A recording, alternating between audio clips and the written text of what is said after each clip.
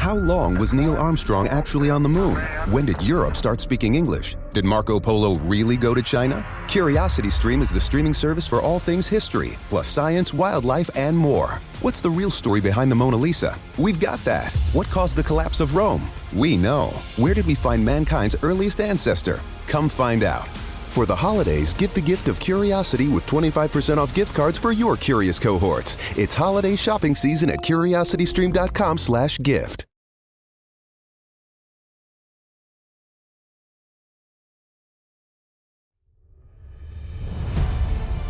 My name is Terry Lynch. I'm with Oregon Ufology. I found myself searching for a passageway one day. And that passageway leads right across the complete section of the Cascades, which I'm sitting in front of at the moment. On top of Blind Peak. I want to make sure that everybody sees the type of things that we find in the process of research for ufology. I have located a couple that's sitting here on the top of Blind Peak. She's facing south. He's facing north. The Middle, Cascadia Guides, a Let's production, in conjunction with Alien Strand Films.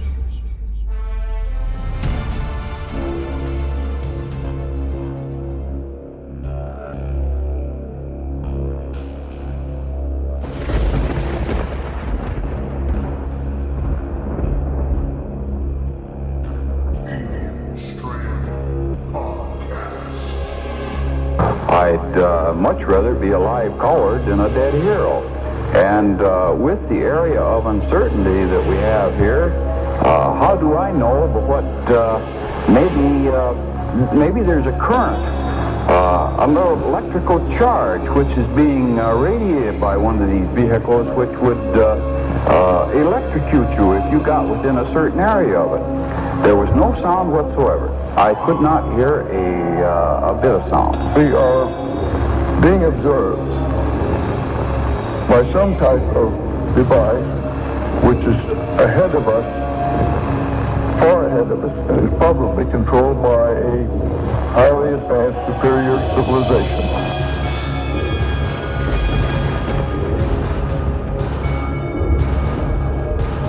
My position now, I think, is that I believe that about 5% of these things are interplanetary. That is, they come to us from a world outside our planet system, and that some of them are in fact inhabited by intelligent beings of some kind. And some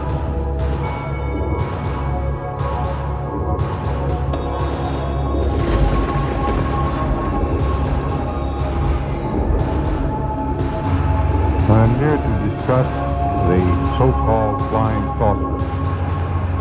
The Air Force interest in this problem has been due to our feeling of an obligation to identify and analyze to the best of our ability anything in the air that may have the possibility of threat or menace to the United States. In pursuit of this obligation, since 1947, we have received and analyzed between 1,000 and 2,000 reports that have come to us from all kinds of sources. Of this great mass of reports, we have been able adequately to explain the great bulk of them, explain them to our own satisfaction.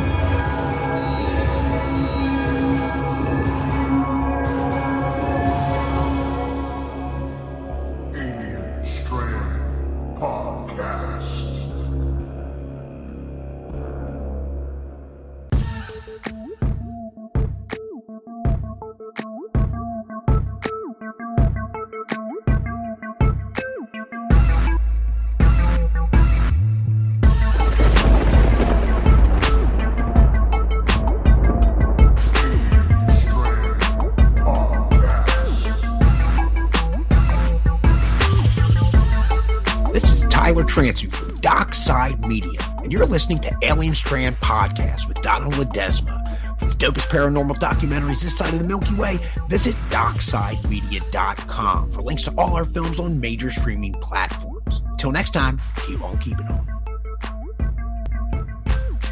Hi, everybody, and welcome to another episode of Alien Strand Podcast. I'm your host, Don Ledesma, and welcome to today's show. You know, we took some little time off, only because we were out shooting that documentary. So we went out there about a few months ago. We ended up traveling over 4,000 miles to the western sides of the United States. The only reason is because we had people in New Mexico, we had people in Arizona, and our main focus was Terry Lynch in Oregon. So, it was supposed to be 8 days, but it ended up turning into 11. Only reason because we had so much footage, and believe it or not, almost every single day we had rain. It wouldn't stop. I don't know what it was. But anyway, we got all that taken care of, and we are now in the editing stage. So get ready for that documentary that's going to be coming from Alien Strand Films and Led's Productions. So if you don't know that, that's my other company, Led's Productions, and what we do is we do video productions and everything like that has anything to do with videography or cinematography. But thank you guys for listening to today's show. It's been a couple of months, and we took a little time off, little break, but it's okay. We're here to give you the information. You can catch us on Tumblr, Twitter, YouTube, Instagram, and all over the place. Our alienstrand.com is down right now. The only reason is because we are revamping out that whole webpage. So we're going to do a whole new webpage there on alienstrand.com, okay? So please be patient. We'll get that going pretty soon. Also, we do have a group. It's a private group called Alien Strand Disclosure Project, all right? That's another website that we're going to be getting up going pretty soon. And this is going to be for mostly ufologists, anybody that wants to be in ufology. This is the page to go to, and it's going to be a web page so you can go to, so you can kind of learn, right? Because that's what Alien Strand is about learning and about getting the information out, as much as we can to the general public, even are all over the world. My God, they're listening to Alien Strand all over the world now. And we're getting out everywhere. You can catch us on Spotify, iHeartRadio, Google. You can get us on Alexa. You can get us on any major platform, Castbox, anything that you have, a Deezer, anything that you have, Podbean as well. Any kind of podcast platforms, you will just type in Alien Strand and you'll find us there. And we try to get out to as many people as possible and give out stories about alien abductions, encounters, and everything that happens on a daily basis and things of the past. So that's what we do here at Alien Strand. But if you are new to Alien Strand or ufology, well, welcome, and everybody else welcomes you to ufology too.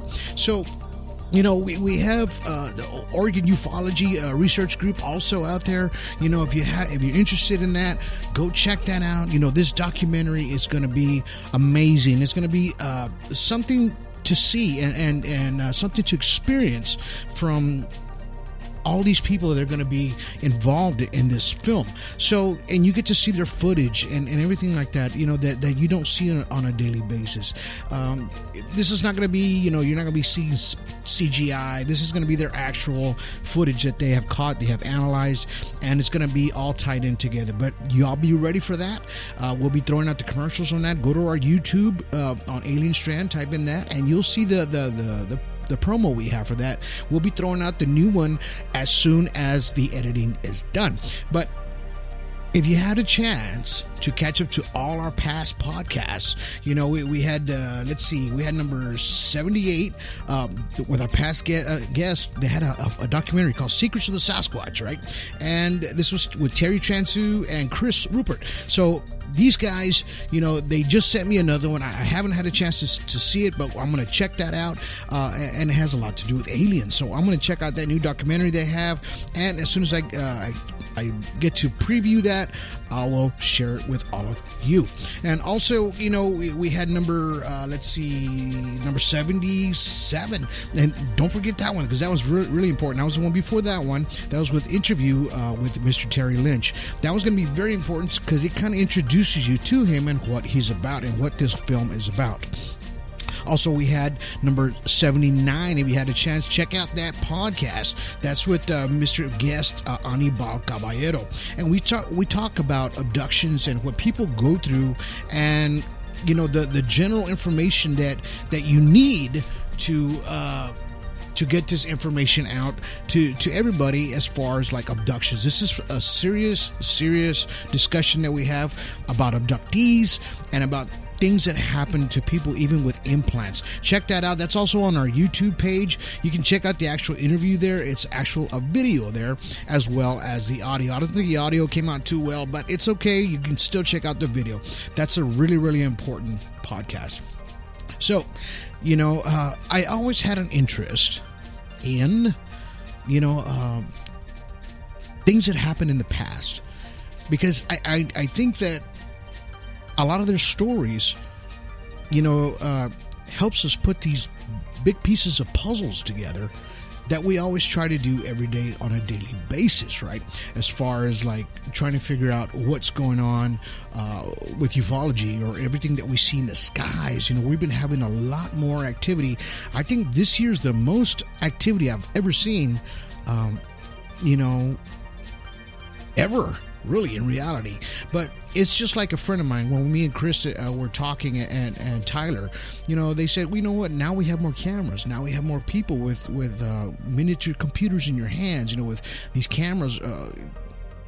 Now there's people everywhere, so you'll be able to catch these images what they didn't used to do in the past, right? So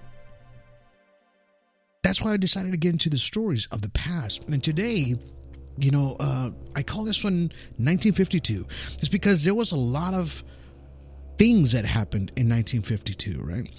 And it was just one of those things that's very important, that I believe that everyone should know about. As far as ufology, these stories, the things that came across folks that didn't understand what they were seeing on a daily basis or when they were seeing them, right? So there was a lot of things that happened in 1952.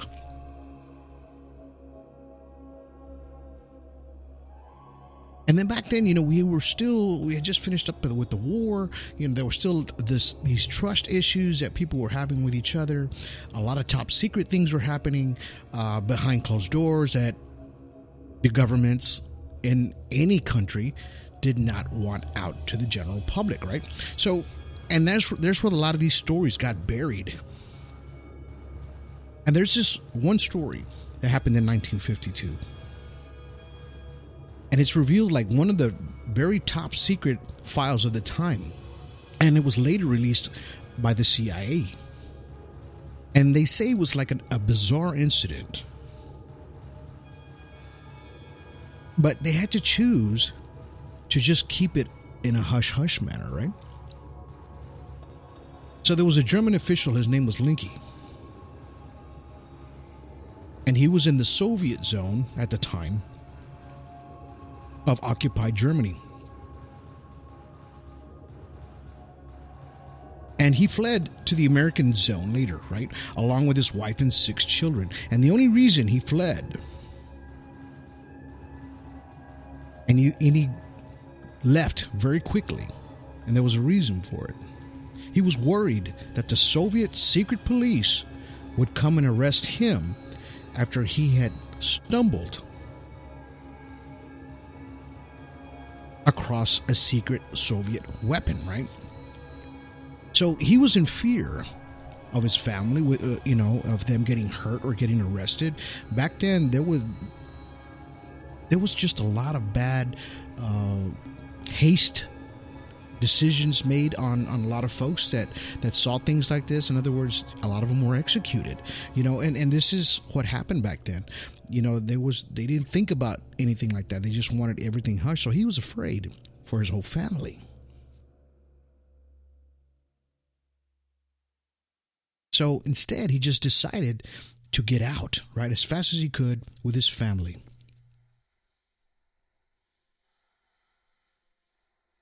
And he was hoping that the Americans would help him, if he gave them this information and they allowed him to stay, in Germany, perhaps, giving him a reward of some sort if he gave him some kind of information. So this is his story. So according to Linky's daughter, she was 11 at the time. Her name's Gabriella. She had been riding home on her motorbike. They were going through the forest of Hasselblatt when one of their tires burst, right? So she was with her dad at the time. As they walked along, they were pushing this motorbike, because they had a flat tire. Gabriella, she looked up and she saw something in the clearing. She pointed it out to her father. At first, she thought that it was possibly a deer crossing along the long grass that was up there at the time. Then they decided probably wasn't. Remember, this was at a distance. So they were just kind of enjoying the day while they were, they had a flat tire, but they were still pushing this motorbike along the side of the road, kind of enjoying the scenery out there.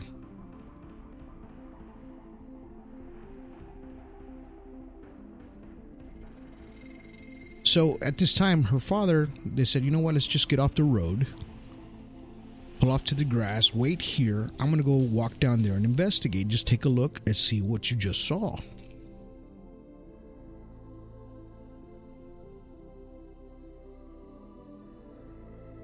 So as he was walking down that road, down the field, he just started walking closer and closer to where this object was, where she was seeing, right? And it was just one of those things that, he thought, well, maybe she saw a deer. Maybe she saw some animals.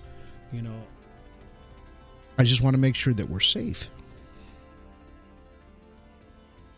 So as he was walking, came close, about 100 feet from this object, right?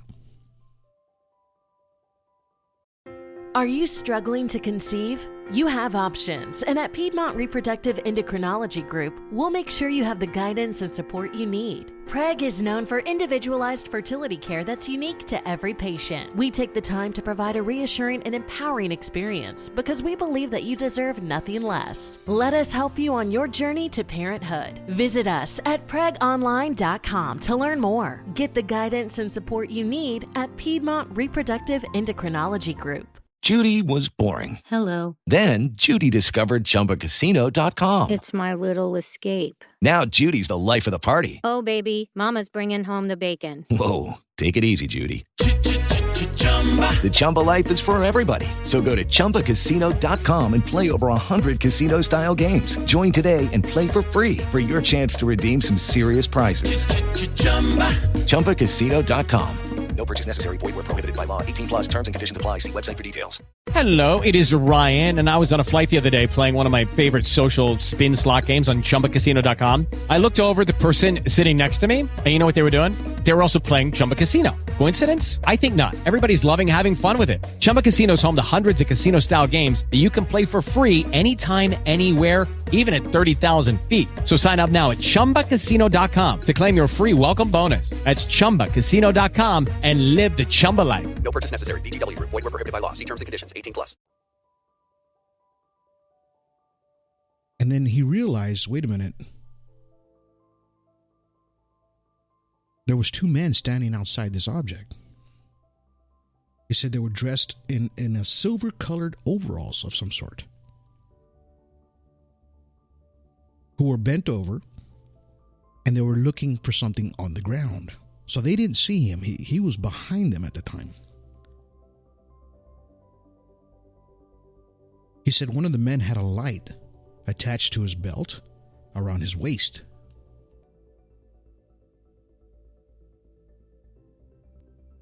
Then he walked on until he was about 25 feet from them.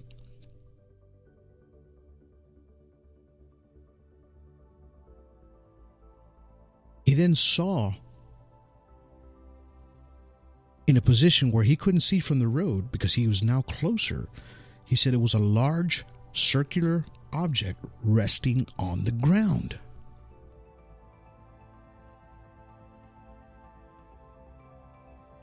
At the time, he estimated that it was possibly about 50 feet across.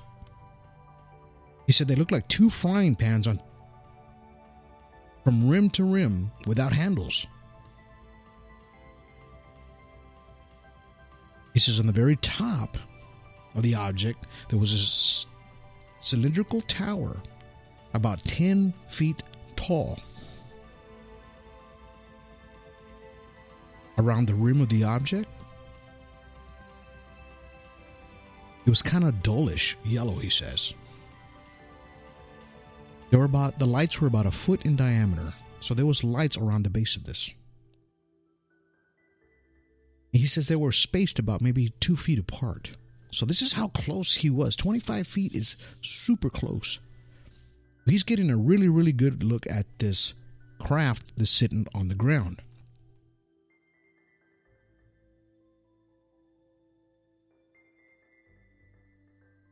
So he stopped and he looked there, and he started realizing what he was looking at. At this time, his daughter called his name out, asking what was wrong. So she yelled out.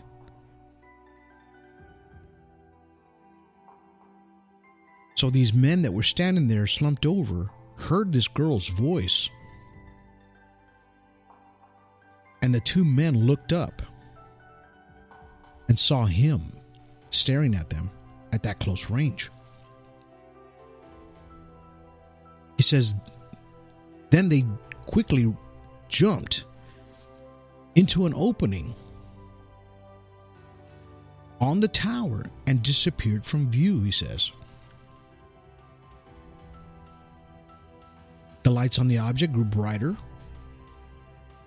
and turned green, he says, and then there was a loud hum sound.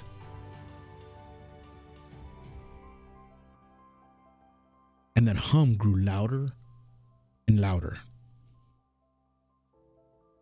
He said the object began to rise. He said then it started reaching above a height above the trees. He said now the hum became a whistle sound. And the pitch grew higher and higher with a lot of intensity. He says until it was almost unbearable, so it was hurting his ears.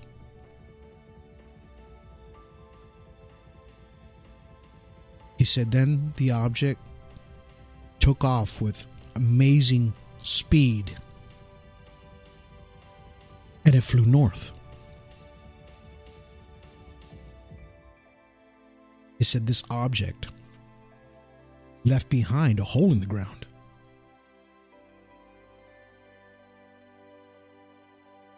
Which was clearly and freshly dug.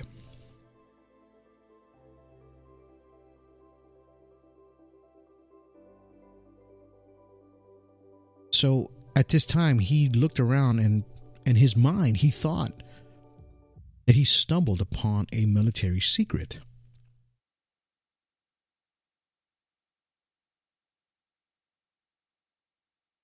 So this is why he fled west.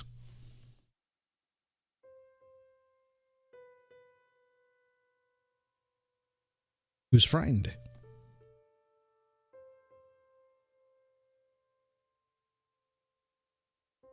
mentioned it to CIA, who promised that this military secret would be of great importance only to be given a UFO report.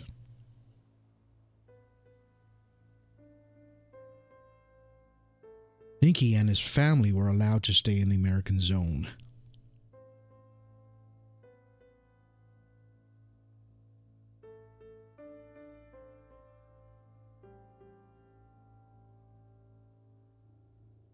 His report kind of got buried in the files, with his encounter with these two humanoid-looking men and this saucer that he saw in 1952.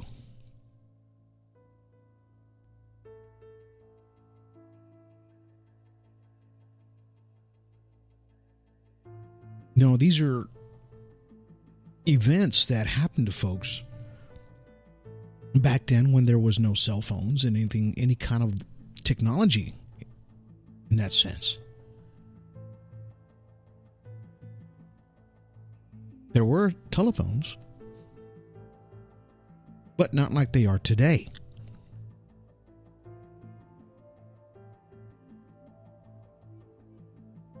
And the way that people saw these crafts back then didn't understand what they were seeing. Everything had to have been a secret military weapon of some sort. When in fact, what he stumbled upon and his daughter was possibly a UFO with two extraterrestrials. Now, we've heard of extraterrestrials being the gray type. We heard of extraterrestrials being humanoid looking, blonde hair, tall. You know, these are the way people explained what they saw. They had no other way of doing it other than drawing pictures.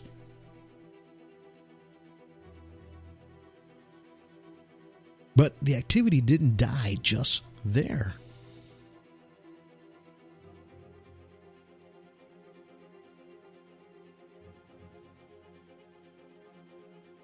You know, it even happened here in Washington, 1952, July 19th through the 20th, where there's a famous photo of these crafts in the sky flying over Washington.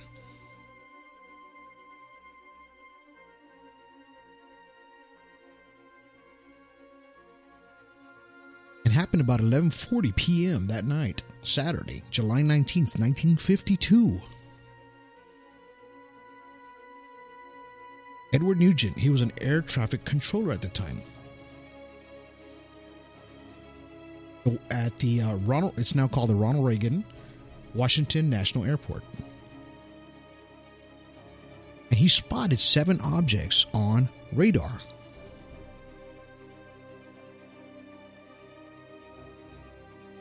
The objects were located about 15 miles southwest of the city.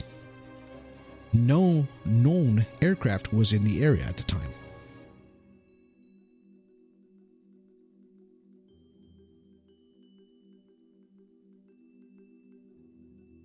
So Nugent's supervisor, his name was Harry Barnes. He said, "We knew immediately that there was a very strange situation existed." He says the movements were completely radical compared to ordinary aircraft, right? They even went back to check the radar to see if it was malfunctioning. They found that it was working normally.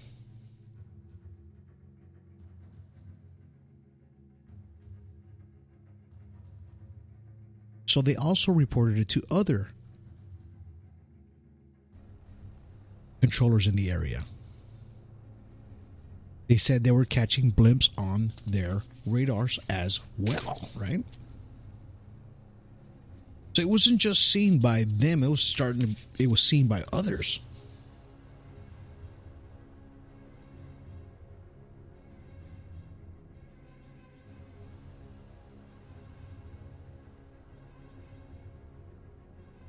So one of the other controllers, Howard Cochran and Joe Zacco, said they had unidentified blimps on their radar screen, and they saw a hovering bright light in the sky, which departed with incredible speed, they said. So they actually had a visual on this.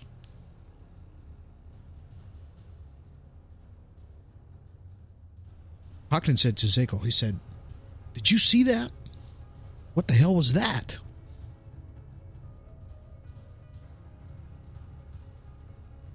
At that point, those objects appeared like they were insectors. And they were starting to come out on the radar scope. In other words, like they were a squadron of maybe whatever these things were.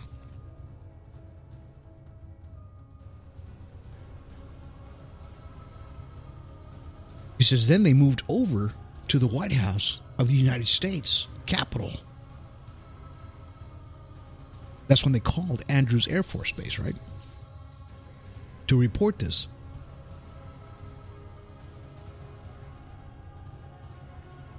So Andrews Air Force Base at the time was saying that they had no unusual objects on their radar.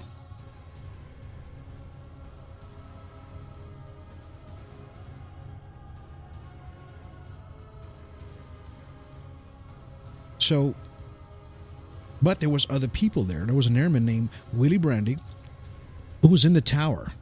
He says, I saw an object, which to be an orange ball of fire, he says. And it had a trailing tail. He said it was like anything I've ever seen before. Bradley, he said, I tried to alert other personnel in the tower.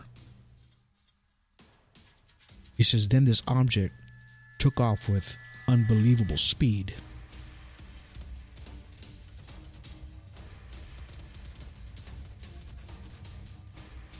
After spotting this, they thought and they believed that it was a meteor at the time. And then he said he was told that the tower's radar had detected unknown objects closing in a position, and the pyramid observed 6 objects. He said they were all white, tailless, fast-moving lights over a 14-minute period, he said. Pyramid was on a radio contact with Barnes at the time of his sighting.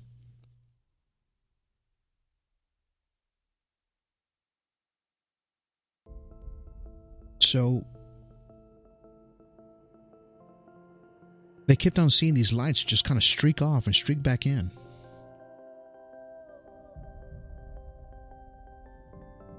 Didn't understand what they were seeing at the time.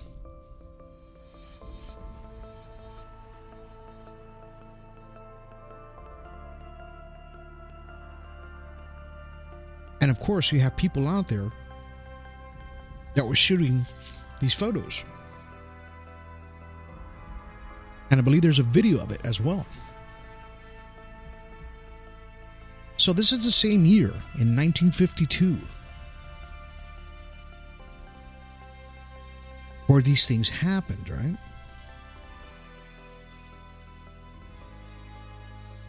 Unexplainable to anyone at the time. You know, the radar's telling them these things are coming in, they're coming out, they're leaving with incredible speeds.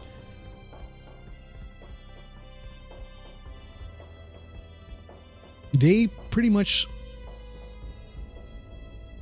calculated the speeds were moving up to 7,000 miles per hour. They even the Air Force sent an F-94 Starfire jet fighters to the base. And they went towards those radar blimps, but they saw nothing, despite repeated attempts, right?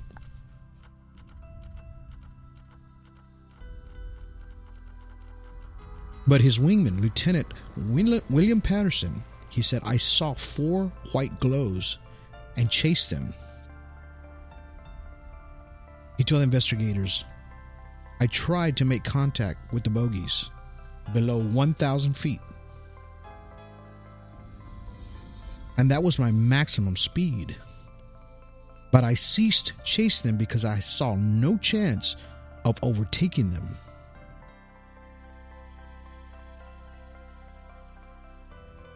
This is what he told them and reported it to Project Blue Book at the time.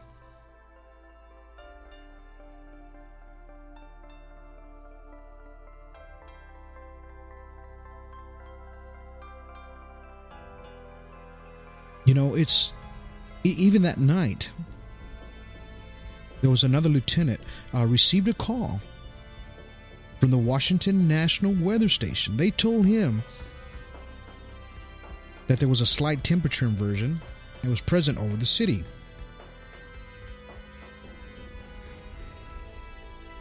But HELCOM felt that the inversion was not nearly strong enough to explain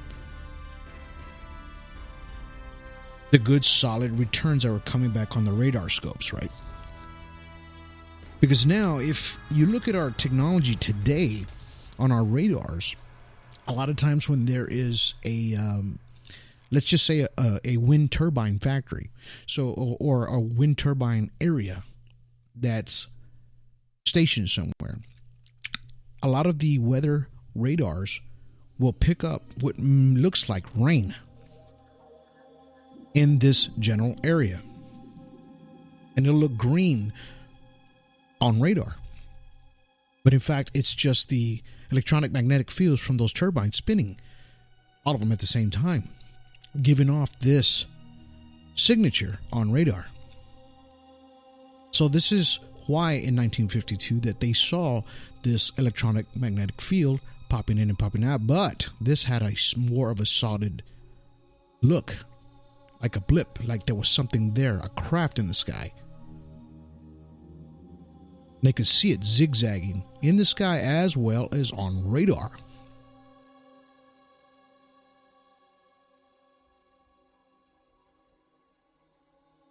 These things are just unexplainable at the time. So everything was made in a report, then it was tucked away on a file until later, now, which we know today of exactly what happened. In 1952, nobody could explain exactly what they saw or what they witnessed.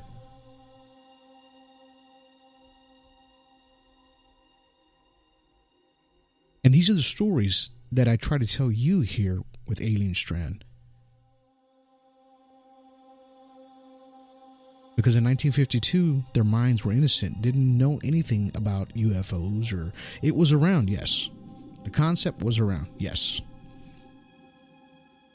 But they didn't have television and computers in their hands to see these things on an everyday basis, and so that way their minds can wrap around it. This is why the ufology community is starting to grow more and more and more every day, because of the content and the information that is put out on a daily basis.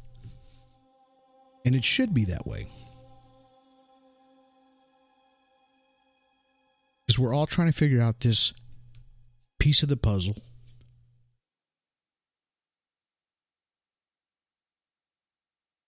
And we're all just trying to put it together. Because we all want to know exactly what these things are. You know, you may, or we may not even know ever, till one of these crafts land and actually communicate and actually show themselves to the world. And maybe at this time, we will be able to understand what is real, what is not, and what their agenda is, as far as that certain type of extraterrestrial. We know there's many.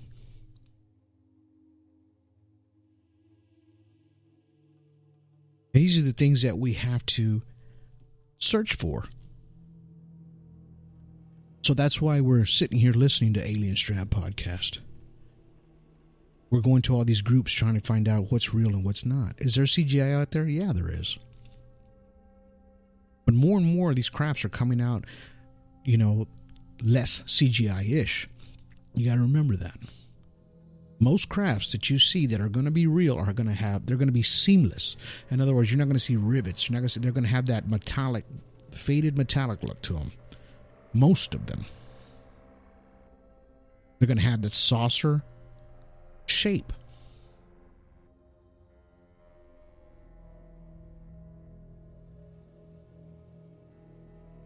And they're not going to look like anything out of Star Wars or anything like that. So a lot of people always seem to think that when they see these extravagant looking crafts in the skies that, look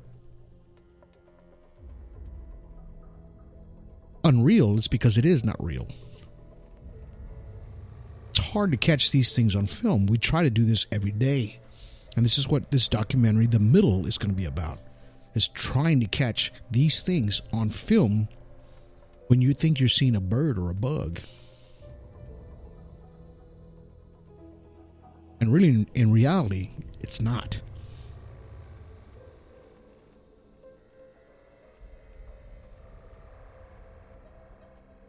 So I hope you continue on searching for the answers as much as we are here at Alien Strand.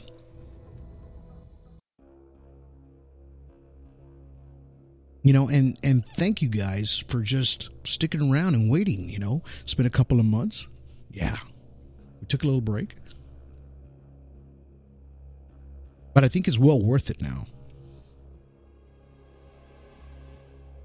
So please keep your eyes in the skies. Keep your phones ready. Make sure you have your stabilization on your phone or on your professional camera on. Make sure your windows are rolled down. Pull over where it's safe if you see a UFO, extraterrestrial, or anything of the unknown, even Sasquatch. Always be safe out there. But if you can, get the footage, document as much as you can, and also report it. There's a lot of UFO reporting organizations out there, not just one. There's many out there. Search for one, report it, because that is the best thing you can do when you see one. Because it gives us more documentation. But I'm glad that you guys stuck around today and listened to a couple of these stories. I really, really enjoy them. I enjoy the heck out of these older stories. They're so intriguing to me, because the people are so innocent, about these things that they see in the sky. But if you can, catch us on 24, 25 platforms, iHeartRadio, YouTube, Instagram.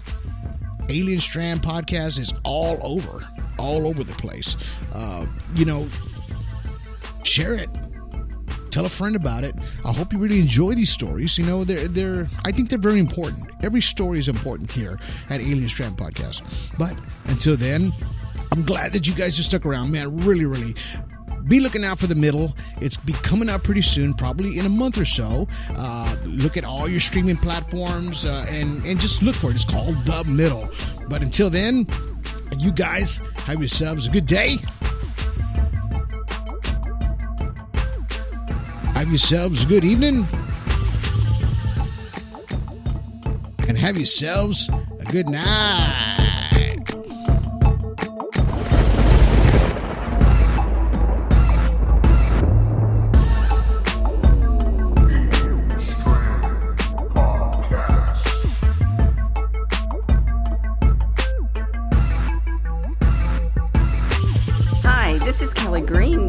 Executives, Coastal Bend, and Corpus Christi, Texas. And you're listening to the Alien Strand Podcast with Donald Ledesma. Buying or selling, visit me at kellygreenrealtor.com or visit me on my Facebook page, Kelly Green Realtor. See you there.